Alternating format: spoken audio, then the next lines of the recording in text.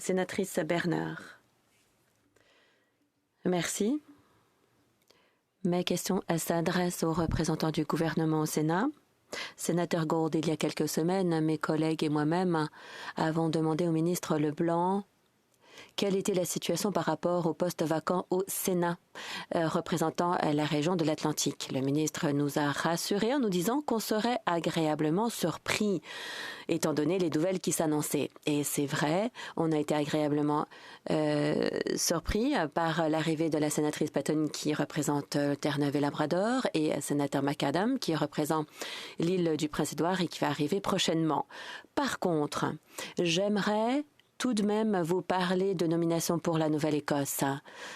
Nous avons le poste qui est vacant depuis le plus longtemps, à savoir depuis avril 2020.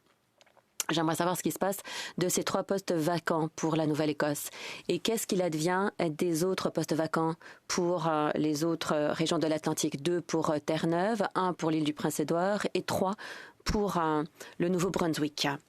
Sénateur Gould. Merci de votre question. Nous attendons tous avec impatience l'arrivée de nouveaux collègues ici au Sénat. Le gouvernement continue à travailler pour s'assurer que les nominations au Sénat se font de façon transparente et ouverte.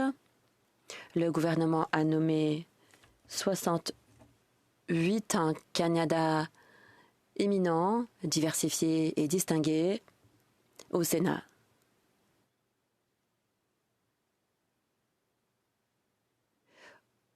On nous a dit effectivement qu'il y aurait plus de nominations, mais je n'ai pas d'autres informations à vous donner. Je n'ai pas de complément d'information que je pourrais partager avec vous.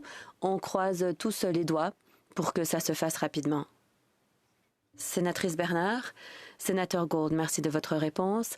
Et je vous préviens que je vais continuer à poser cette question jusqu'à ce que les postes soient comblés.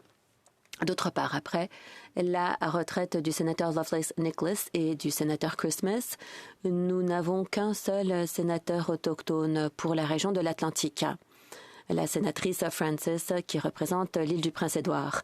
Comment est-ce que le gouvernement va s'assurer qu'il y a une meilleure représentation des peuples autochtones pour cette région du Canada? Sénateur Gould. Merci de la question. Je ne suis pas en mesure de répondre à cette question directement. Je peux dire par contre, qu'il y a un processus en place qui permet de recommander des noms au Premier ministre. Et c'est lui qui fait une recommandation auprès du gouverneur général pour les candidatures au Sénat. Le Premier ministre, depuis qu'il est arrivé au pouvoir, a nommé un grand nombre de sénateurs autochtones, ce qui a enrichi le travail que nous faisons en collaboration et je suis convaincue que ce sera toujours un élément important dans la prise de décision relativement à la nomination de nouveaux sénateurs.